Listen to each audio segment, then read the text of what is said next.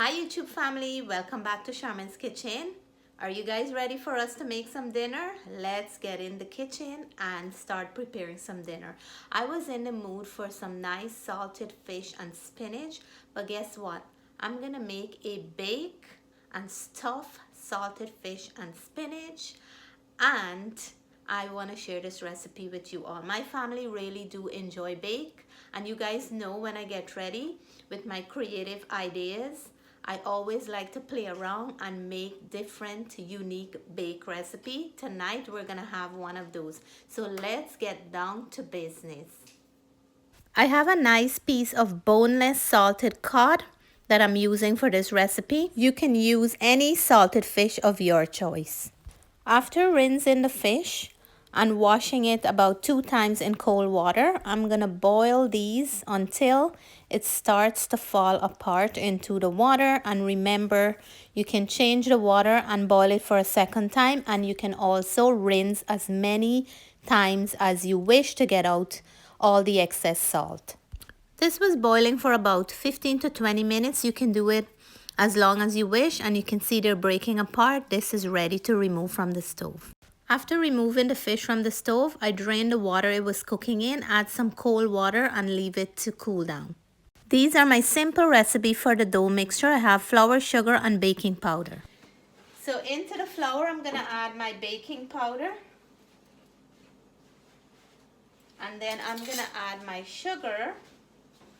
The sugar gave it a nice sweetness, and I find when you fry them, it will have a nice crunchy kind of finish on the outside. So I love to add a little bit of sugar in there. So now we're gonna go in with our water and mix everything up. So we're gonna mix in everything nicely.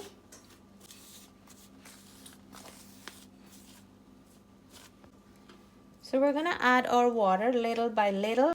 We're gonna knead this to a nice, soft but firm dough. Just like that. We're using room temperature water for this. The place is very cold. If you can warm it a little, that would work as well.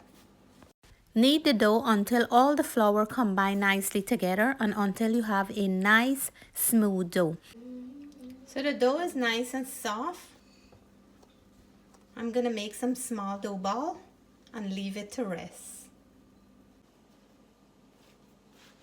Just about this size, and then I'm gonna roll them off and leave them to sit, or like my grandma used to say, let them soak. A bit of flour on the bottom just so it don't stick, and then continue with the others. How was your day, guys? Did you have a smooth day, a busy day, a cold day? We had a little bit of snow today, just when I think the snow was melting. We had some more today, and I had a very, very busy day. But regardless of all that, we must cook and we must eat, right? You guys know.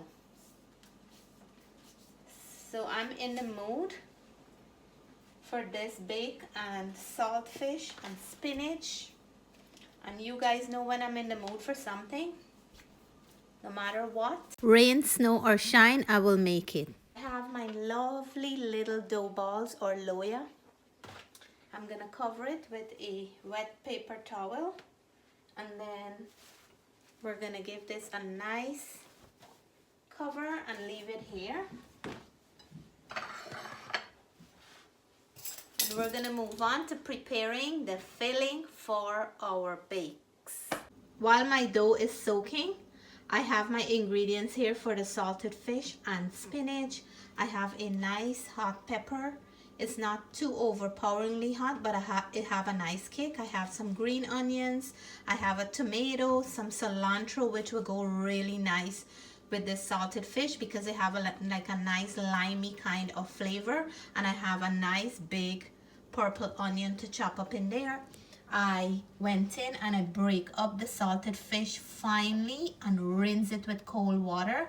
It's a beautiful piece of fish, no bones in here, and it's gonna work perfect for us. and I just wash and chop my baby spinach that we're gonna put together. So let me cut up these ingredients and come right back.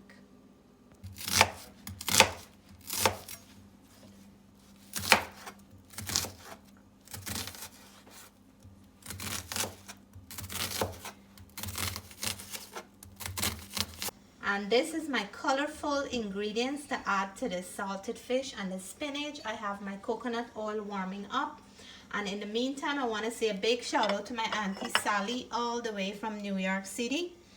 When I visited her last month, she gave me this spoon rest and it says count your blessing, and indeed it's a blessing, with a few more other kitchen things she gave to me. And ever since I got home, I start using it, so it's gonna go into good use. Big shout out to you. Thank you very much for the gift. I hope you're watching this video. Also, big shout out to my Uncle Vish from New York City. So we're gonna add our onions. We're gonna cook the onions for about 2 minutes or until it becomes nice and translucent. I'm using purple onion today, but of course you can use any onion of your choice. Tomatoes going in early. I usually add my tomatoes later in the cooking process, but because I'm stuffing these bakes, I want to cook out the natural juice from the tomatoes. We're gonna add our salted fish. And you guys know how much I love salted fish. I would trade chicken any days for salted fish. Remember to taste the dish before you add extra salt. The hot pepper is going into the party, and I don't know about you guys, but I like mine with a lot of pepper. If it doesn't have enough for me, I always add some pepper sauce on the side. Let's add in our grated garlic, and this will take the salted fish to a different level. Give it a good mix and let all those ingredients married in well together. Add the spinach and mix well. It looks like a lot, but the more, the merrier. Spinach and salted fish is a beautiful combination for the bake. I'm gonna cook it until all its natural water is completely evaporated. We want it to be more on the drier side, so it's gonna be perfect to stuff those bakes. I taste a little bit of the mixture, and I had to do a happy dance because it had the perfect flavor and the right amount of salt. And last but not least, I'm adding my green onions and my cilantro. I love that fresh flavor right at the end of the dish. It is looking beautiful and it also smells amazing. And just like that, this is ready. I'm gonna set it aside and let it cool down, and then we're gonna start filling out those bakes. So I'm gonna flour my counter. I clean it up nicely and we will start filling out those bakes. So I'm gonna roll this off and we're gonna make some nice big circle, and I'll show you all how we're doing this. We're gonna add our filling here. Make sure you add enough that you can close the edges and seal them off nicely. We're gonna take that and bring it over here, and then we're gonna press the edges down to seal them, just like that with your hand, or you can do them fancy and press them down like this. I have my oil warming up, and these are nice big bakes. One of these can fill you up, and because they're so delicious, trust me, you can have two. And then just press it down nicely, and this is ready to fry. Let's fill out another one. I'm having so much fun making these. You can make these as big or as small as you like. Make sure to seal the edges properly so the filling doesn't fall out while frying. I like to press them down first like this, and then use a fork to give it a beautiful finish, just like this.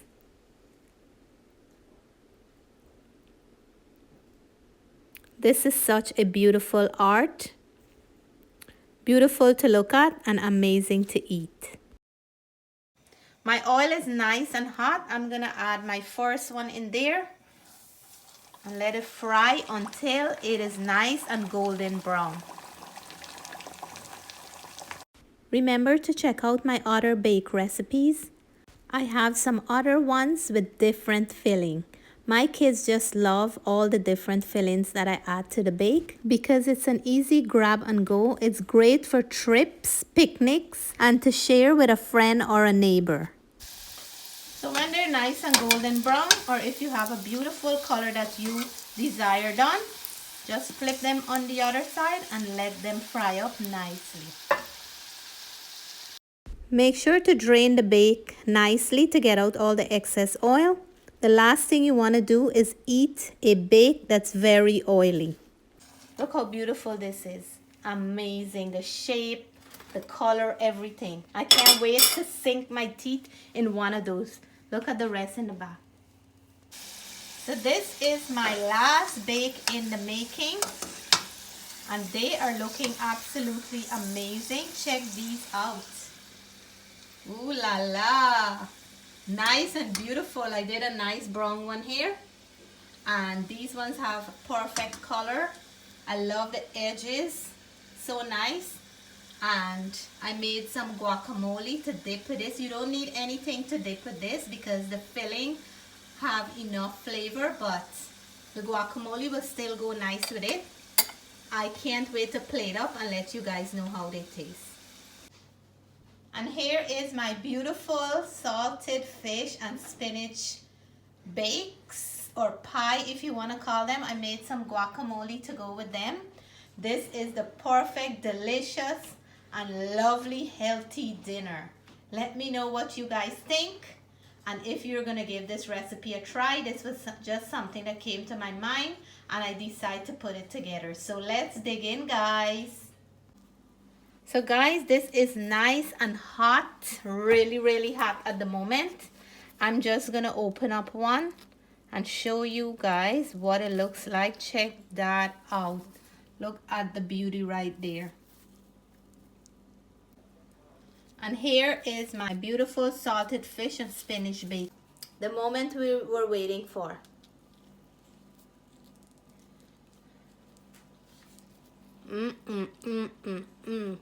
Wow. Guys, you have to try this. The bake is nice and soft. Oh my gosh. And the flavor of the spinach and the cod. This is really delicious. I taste that nice hint of the pepper. The spinach is so creamy in there. And the perfect salt flavor. There is not too much at all. Oh my gosh.